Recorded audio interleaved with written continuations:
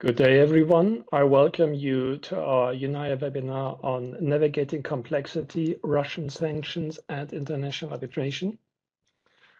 My name is Richard Happ. I'm chair of Luther's arbitration practice, and on the screen you see my unyer colleagues, and in the order as they appear on my screen: Thomas Rath from our Austrian member from KWR, Manuel Thomas from FIDAL in France, and Francesca Proietto from Pirola in Italy.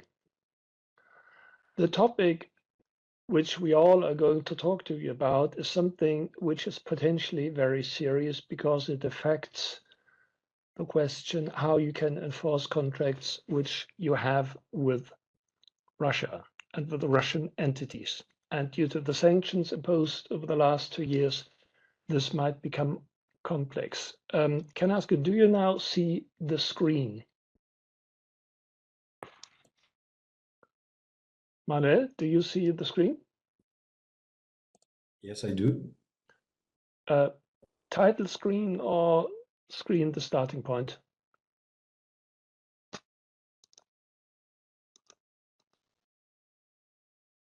Manuel, which slide do you see? Just the navigating complexity, Russian sanctions. Okay. Yeah. So the starting point is you have this contract with a Russian entity and it provides for arbitration in Europe. And now a dispute arises. That dispute might relate to the sanctions, either that you are not allowed to perform the contracts or that the entity cannot deliver. Whatever it is, it might also be outside the sanctions. The Russian and you'd like to initiate arbitration. And what you hear from your Russian counterpart is that the EU sanctions would prevent it from going to arbitration. What we'd like to discuss is whether this is correct and what you could do to nevertheless start the arbitration, and what you need to know and what you should do to ensure your chances of not only successfully going to arbitration, but also to enforce any award which you might have. The first topic I would like to talk about is the impact of sanctions under EU law on arbitration, and that can be done very quickly and very briefly. The EU sanctions against Russia are mainly laid down in two sanctions directives. Those are the directives 269 of 2014 and 833 of 2014. They were imposed on Russia already after the annexation of the Crimea. That's why they date from 2014 and have been continuously updated. They were quite short in length until Russia started its war in Ukraine. By now, they have been amended 14 times. There are 14 sanctions packages, and they're extremely complex. The first directive, that's 269, includes financial sanctions against, as of now, 1,754 natural persons and 226 legal persons. This is the directive which freezes the assets. When you read in the newspapers about sanctions, you always hear that Russian assets are frozen. That's under this directive. This has no exception whatsoever for arbitration.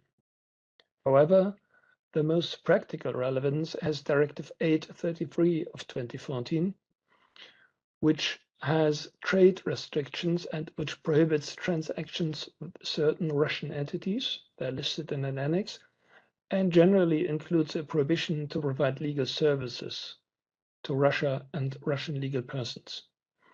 Now, does that prohibit going to arbitration? Does it make it impossible for a Russian entity to participate in an arbitration?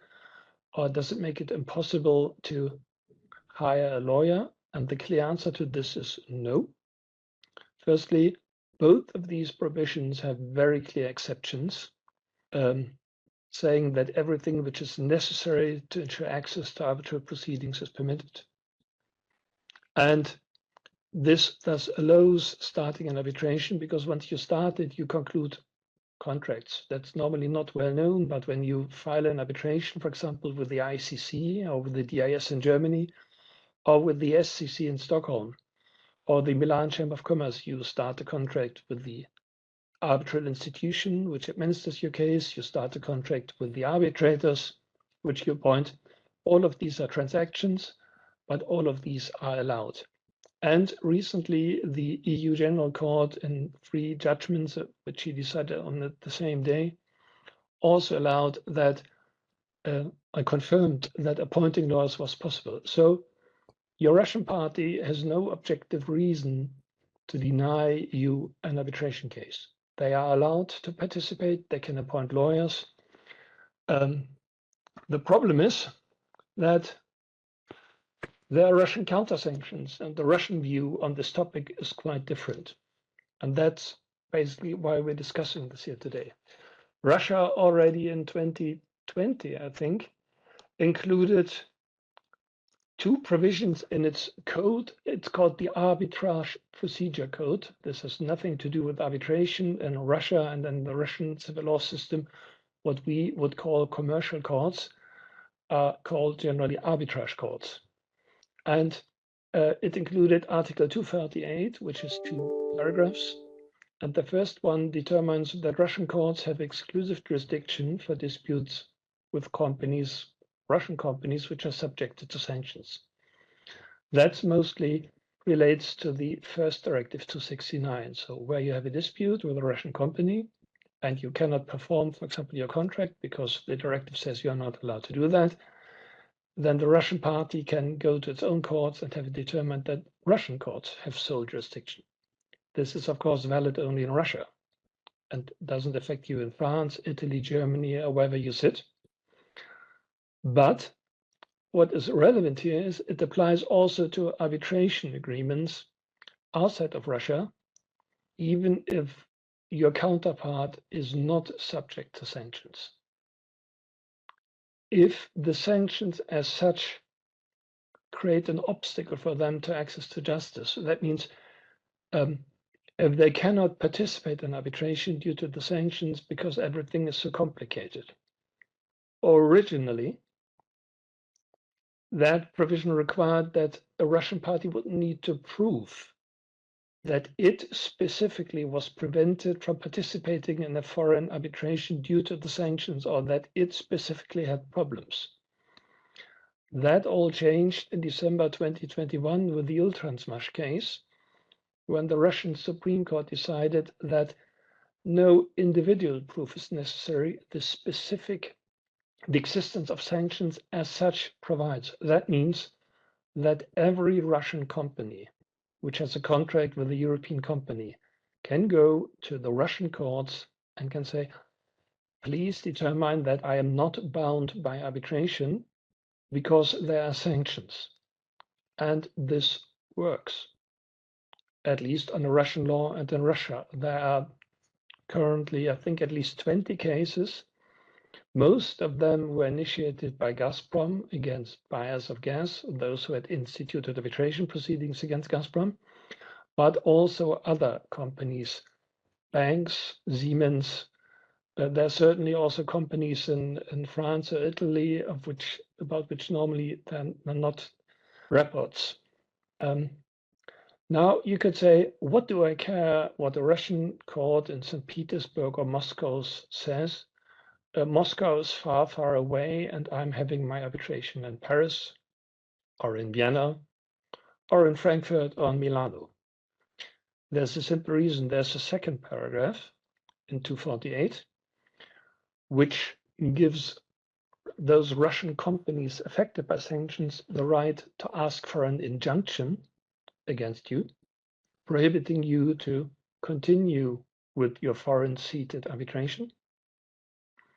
And secondly, the court can impose a financial sanction on you if you disregard that injunction. And that sanction can be equivalent to the principal amount of the foreign claim. What does that mean? If you are, for example, a European gas company, and you are suing Gazprom because they haven't delivered gas in 2022, and you suffer damages, and you're claiming for 200 million, then you will receive not only an anti-arbitration injunction, which prohibits you to continue, and which you could safely ignore, but also a financial penalty, an astreinte, and I think, Manuel, that concept is well known in French law. and about 200 million euros.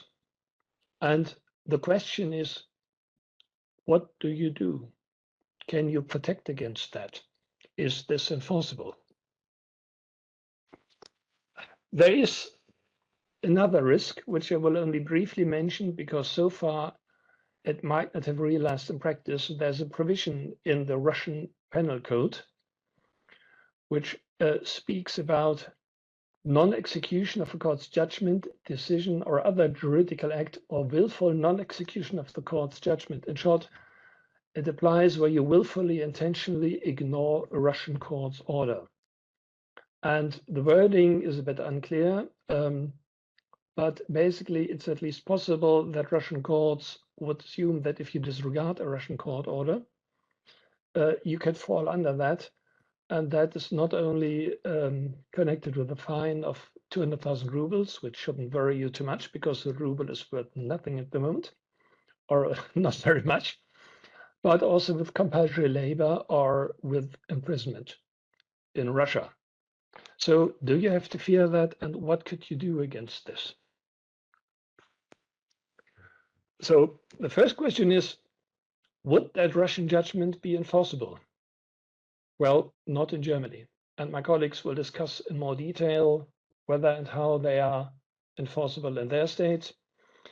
But firstly, Russian judgments are enforceable in a lot of CIS states, the former members of the Commonwealth of Independent States, because there are certain multilateral conventions dating back to the 90s, where the former member states of the Soviet Union agreed on the mutual recognition and enforcement of judgments.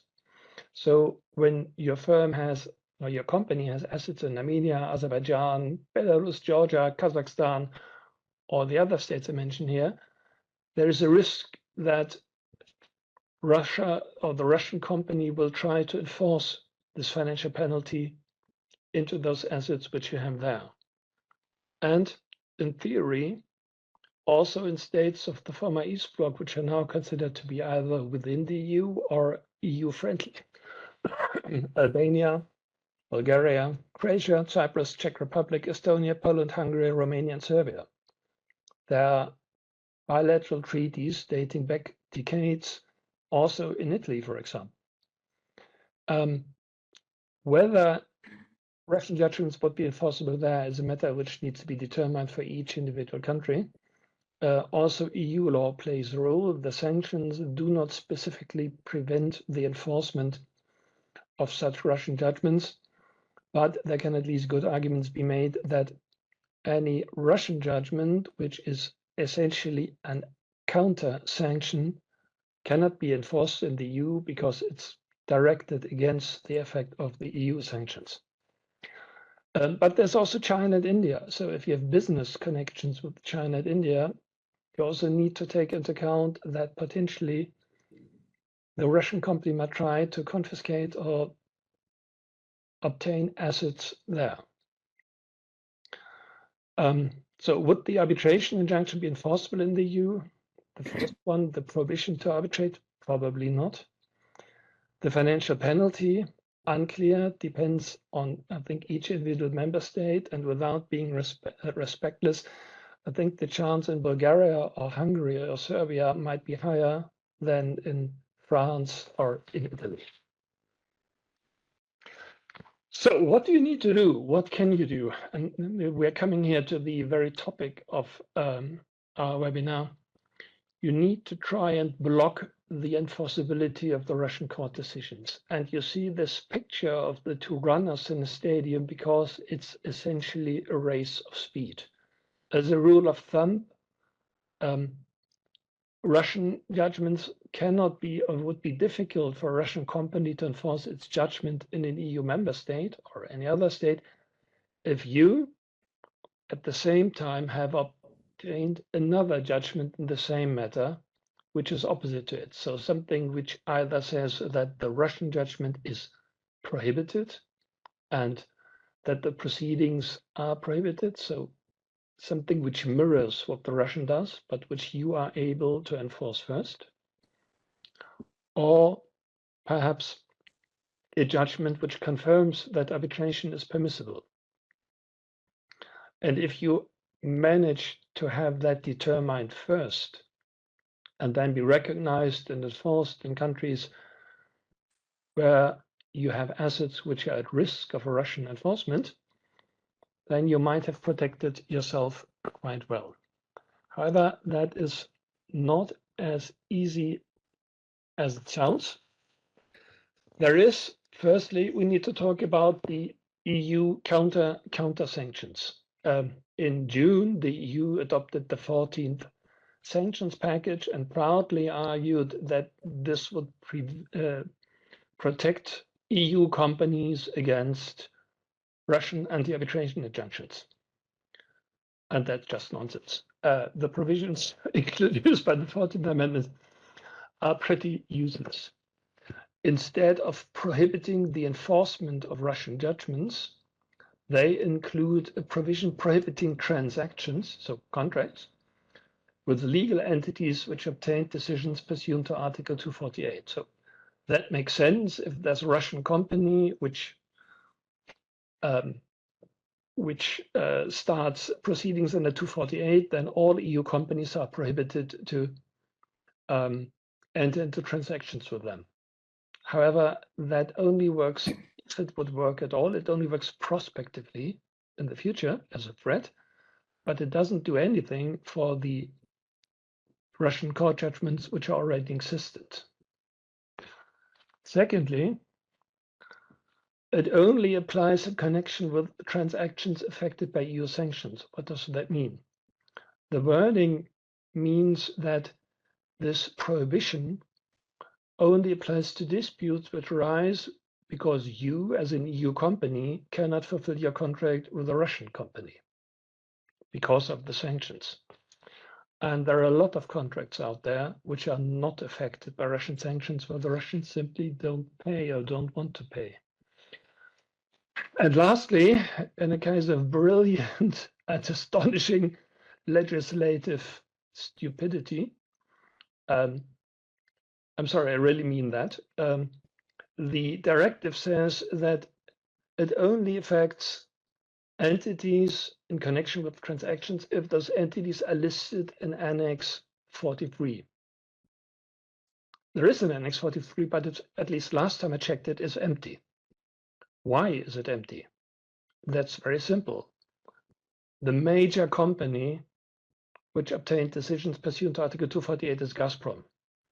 If Gazprom were listed there, then any prohibition, any transactions with Gazprom would be prohibited, which put Italy, Austria, and Hungary into serious problems because they couldn't import any Russian gas any longer. So the EU does not protect you here at all. They could have gone for an easy blockage of enforceability of Russian decisions, but they haven't done that for whatever reason. So a risk of enforcement remains. And the question which we want to discuss is, what could you do? I'll briefly address the German part before I hand over to my colleagues. Under German law, well, I'm saying it's currently unclear, but only because we only have a few judgments. You cannot ask for anti-suit injunctions.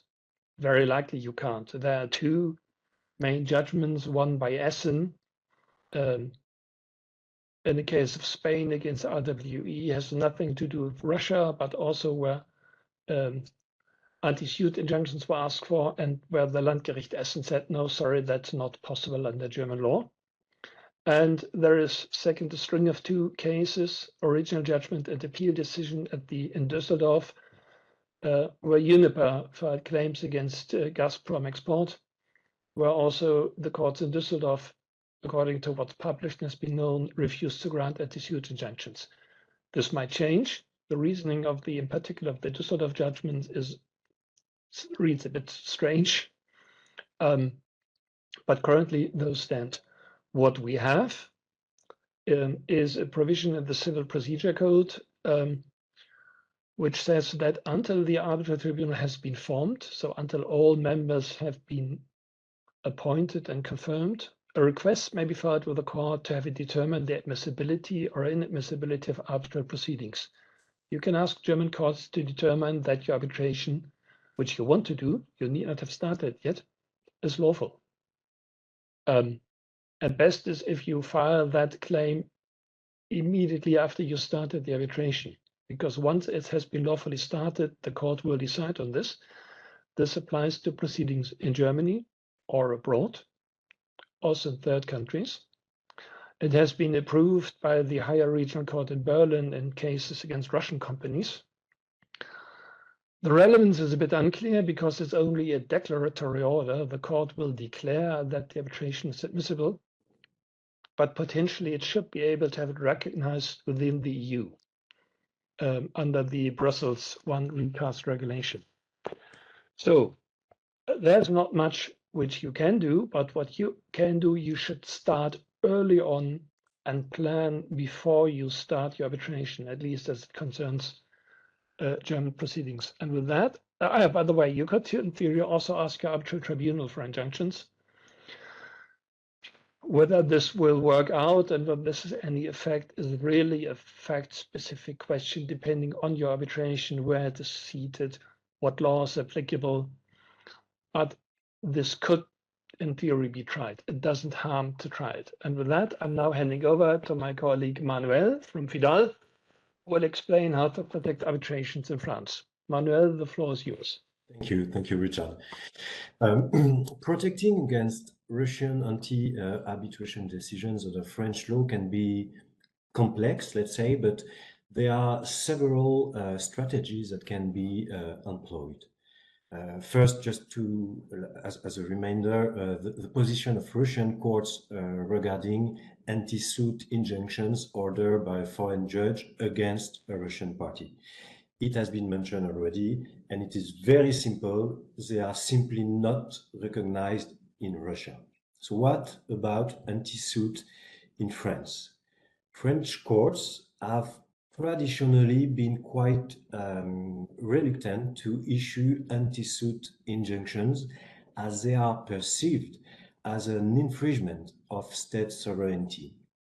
However, under certain circumstances, French courts may recognize and enforce anti-suit injunction when issued by non-European jurisdiction. Then the door, I would say, remains open for French courts to order a party to discontinue proceedings in another non-European jurisdiction. Furthermore, French case law has accepted in the context of indirect recognition proceedings that anti-suit injunctions are not per se contrary to international public policy, but only provided that their purpose is to sanction, and I quote, sanction the breach of a pre-existing contractual obligation. Then France does not recognize such injunctions when their purpose is mainly to frustrate an arbitration clause. What about anti-suit injunction issued by arbitral tribunals then? It has been mentioned by Richard already, but quickly, the Court of Justice has ruled that an anti-suit injunction issued by the courts of one member state to prevent proceeding in another member state on the ground that they would contravene an arbitration clause are incompatible with European regulation. And you also have the Gazprom judgment dated 2015. The same court ruled that the procedure for recognition and enforcement of arbitral awards is governed by the national and international law of the member states and not by Brussels I regulation. This suggests somehow that the arbitral tribunals may have greater anti-suit injunction powers than EU national courts. Some words about a possible alternative method of protecting arbitration with a Russian party. An arbitration clause that elects the seat of arbitration here in France, or applies French law, protects the arbitration through a very stable and very pro-arbitration regime. And for instance, you have different kind of provision, but the principle of the autonomy of the arbitration clause is well established under French law. And this means that the arbitration clause is independent of the main contract. And of course, it might help in different kind of situation relating to Russian sanction, counter-sanction, etc. And by the way, in France, all the legal system is favoring arbitration. For instance, you have Article 1448 of the French Code of Civil Procedure. In a few words, it provides that when a dispute subject to an arbitration agreement is brought before a state court, the latter shall declare itself incompetent unless the arbitral tribunal has not yet been constituted and the arbitration agreement is manifestly void or inapplicable. And quite same, you have Article 1465 of the same code. It says once the arbitral tribunal has been constituted, it shall have sole jurisdiction to rule on its own competence, including any challenge to the existence or validity of the arbitration agreement. Furthermore, under French law, French case law, there is a drastic limitation of the intervention of the domestic courts. The French courts may intervene in arbitral proceedings, but only in the following case. In brief, it would be to assist in the proceedings, for instance, appointment of an arbitrator or issues likewise, or to control at the time of enforcement of the award. In other words, French laws and French case law guarantee that arbitration agreements are respected and that legal proceedings do not interfere except in cases expressly provided for by law in favor of and not against the arbitration process. And of course, the noticeable limitation is the violation of international public order, which in itself makes it possible to block Russian sanctions against arbitration. And I think I have a few minutes more, so I would add a few words concerning emergency arbitration, because I think it may be relevant in our perspective today. It implies that if there is no arbitral tribunal yet, an emergency arbitrator shall be appointed and an order shall be requested from the other party to suspend or withdraw the proceedings. Both the relevant arbitration rules and the law of the seat must permit, of course, emergency arbitration. And obviously, once again, it may help where the need for anti-suit relief is deemed urgent. It is therefore important to choose institutional arbitration in the arbitration clause, which provides for emergency arbitration. Alternatively, provide for the possibility of emergency arbitration in the arbitration clause, and in particular for ad hoc arbitration. I can talk much longer, but I think it's time for my colleague to take the floor. Thank you, Manuel. Thomas, the floor is yours. Daniela, can you unmute him, please? Yes, of course. I can mute me. I think, or I thought I will be the last one, but nevertheless, I can step in. It's no problem at all. Yeah, but as you like, Richard. Yeah. So from an Austrian perspective, the questions we're discussing now are, of course, also not that easy to answer, or not that easy to solve, but the answers are quite clear. The first point I would like to make is that there is the same situation as in Germany. Austria does not recognize and enforce judgments of ordinary Russian courts. And as Richard mentioned before, these arbitrage courts in Russia are ordinary state courts. So these decisions are not enforced in Austria.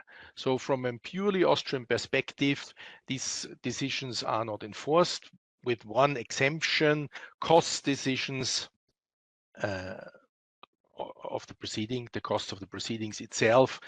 These costs would be enforceable, vice versa. Also, if you have a decision against a Russian entity, this decision should be enforceable in Russia. But on the merits, decisions are not enforceable between these two countries.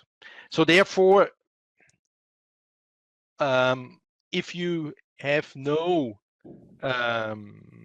assets outside of Austria, the problem of these Russian decisions against you after you have started an arbitration proceeding against your Russian partner might not be that negative.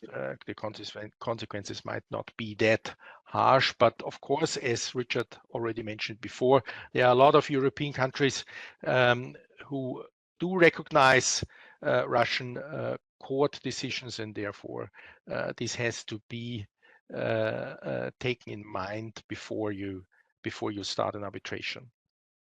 The next point I would raise is the question if there is a possibility to file for an anti-suit injunction here in Austria, and the answer is no in the result. I don't think, or at least we didn't found any court decision of the Austrian Supreme Court who is responsible for questions like that in Austria in first and last instance. But nevertheless, the doctrine is very clear in Austria. There is no possibility to file for such an anti-arbitration injunction in Austria. That's not possible. But it's also based on my research not possible to file for an injunction, anti-suit injunction against proceedings in Russia. But we don't know that for sure, as there is for sure no Supreme Court decision here in Austria with respect to that. But we think, based on the fact that court decisions of ordinary courts in Russia are not enforced in Austria, it is not possible to file such anti-suit injunction here in Austria. Yeah, that's it from my side. Thanks. Thank you, Thomas. Francesca, we would then hand over to you. Yes, thank you. I would like to thank you, my colleague, to this opportunity to share with you some thoughts and give you a picture about the Italian situation at this moment. First of all, I have to say that in Italy, we apply the exemption that is set by the EU Regulation 2022/1269. It means that from the information that I've gathered at this stage, there's one proceeding pending before the Chamber of Arbitration here in Milan, which is against a Russian party, and the subject of this proceeding is a contract tender. About we don't have other information about that, even because there's not a public database about the arbitration ad hoc. So it means that maybe could be there are other arbitration pending now, but we don't have any knowledge about that. From the side of the recognitions, I can say that the Court of Appeal of Brescia in 2023, with the decree dated 25 September 2023, recognized a award that it was issued from the Court of Arbitration in the Chambers of Commerce and Industry of the Russian Federation. Just a few words about the proceeding here in Italy related to the recognition of the award. In our civil procedure code, there are 2 articles that rules this kind of proceedings, so that it's important that you know that there are 2 phases. A first phase is in which the court make some check of important stuff, in the sense that is the recognition, it seems quite automatic, unless the subject matter of the dispute was not arbitrable under the Italian law, or the award contains provision contrary to public policy. The second phase is an opposition phase. It means that if the party that receive the recognition or the recognition was denied, there's an appeal against this decree, so there's another process that can be done. What's important to say is that in this specific case, what I can understood from the decree that was published is that was an Italian company that sell a machine, a welding machine, to a Russian company. And the Russian company claims asking for the reduction of the price for a malfunction of this machine. And the Russian company, or the Italian company, was convicted to pay a difference of the amount, and so the Russian company obtained the reduction of the price. We think that, and of course, we assume that the request to the recognition of the award that it was granted is because is against the Italian company. It means that this award and the decree can be enforced in Italian territory. It means that we don't have a real protection against awards, foreign award, and even against Russian awards issued by, of course, an institution. What I would like to say, and the question that I have, if the subject of the proceeding is banned from the EU regulation, what happened? Because in the arbitration proceeding pending before the court, the Chamber of Arbitration here in Milan, even in the decree, the subject was, it seems, a normal contractual relationship connected to the machine or contract tender. So it means that the subject, it was not affected from the sanction from the EU regulation. So if the subject is banned, what happened? We don't have, of course, until now, a public or official answer from the court. What that I think is that there are 2 principles that could be applicable in this case. One of these principles is given from the section 839 of Italian Code of Civil Procedure. It means that if the award contains provision contrary to public policy, the award cannot be recognized. And there are some authors that says that this sanction became or are public policy. It means that the award cannot be recognized. In my opinion, we don't have a practical case. Maybe in other countries you have, so you can share with us. The second principle is given from the regulation, the 2022-1069 regulation, where the exemption is ruled, because the exemptions work only if the award or the proceeding is not against the scope of the regulations.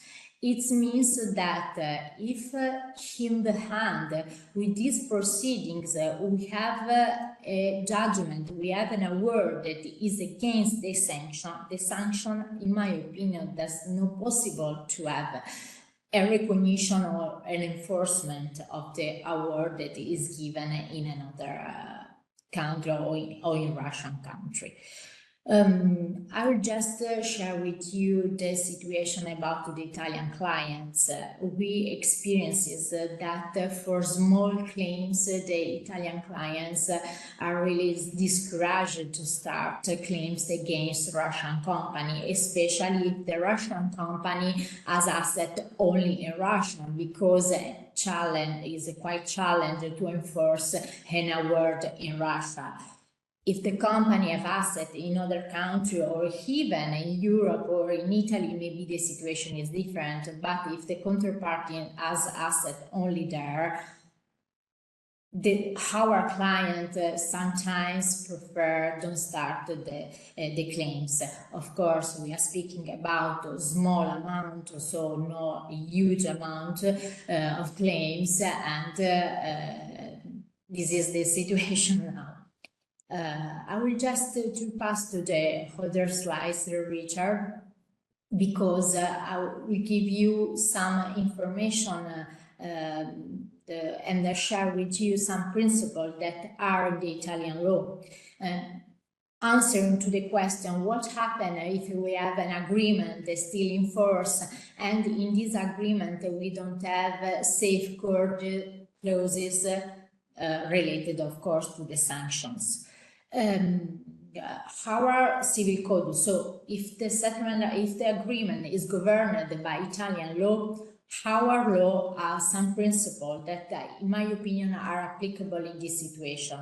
One of these principles is quite common in another country, as is force majeure principles, that works in the sense that if the party that, if the obligation is not anymore possible to perform the obligation due to extraordinary event that was not predictable at the beginning when the agreement was signed, the party that is not able anymore to perform its obligation can ask the termination of the agreement.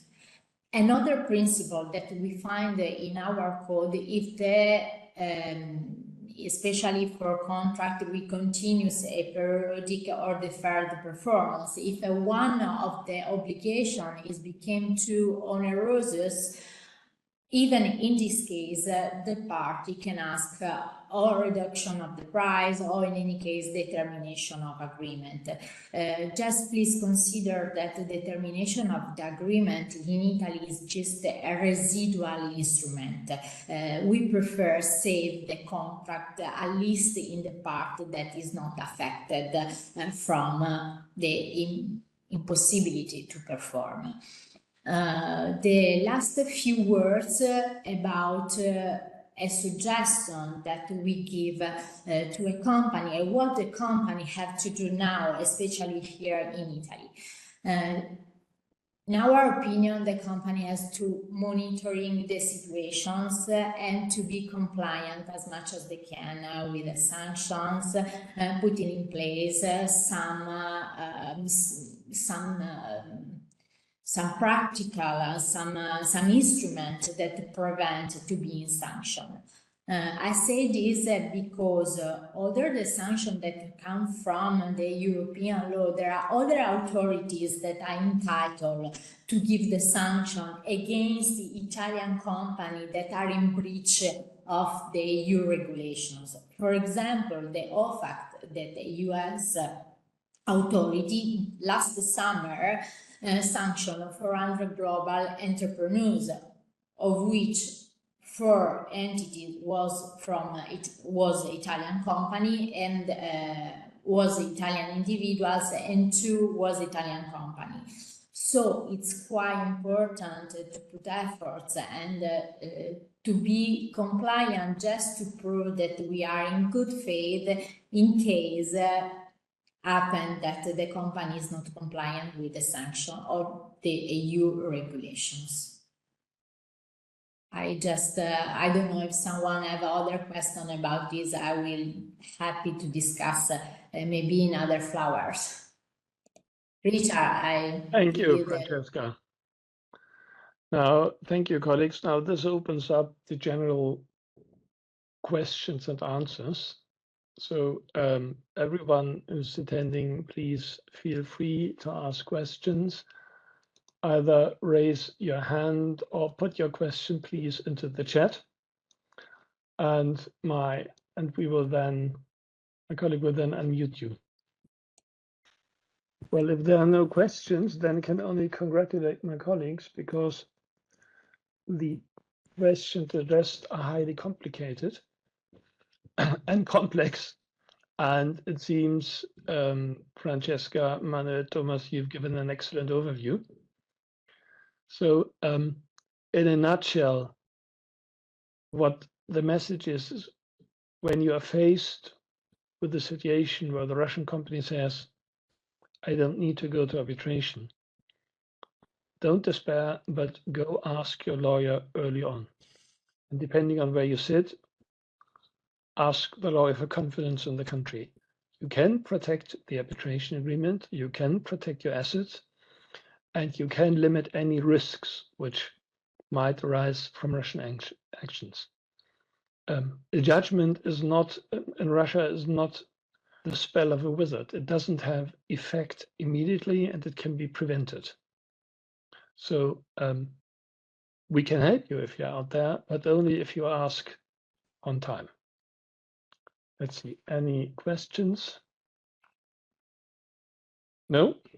Well, then if you don't have any questions, I thank you for attending this webinar and hope you have a good day, and sincerely hope that you do not run into problems, although we would, of course, be more than happy to help you if you have problems. Thank you very much. Thank you. Thank you all. Thank you. Bye. Bye.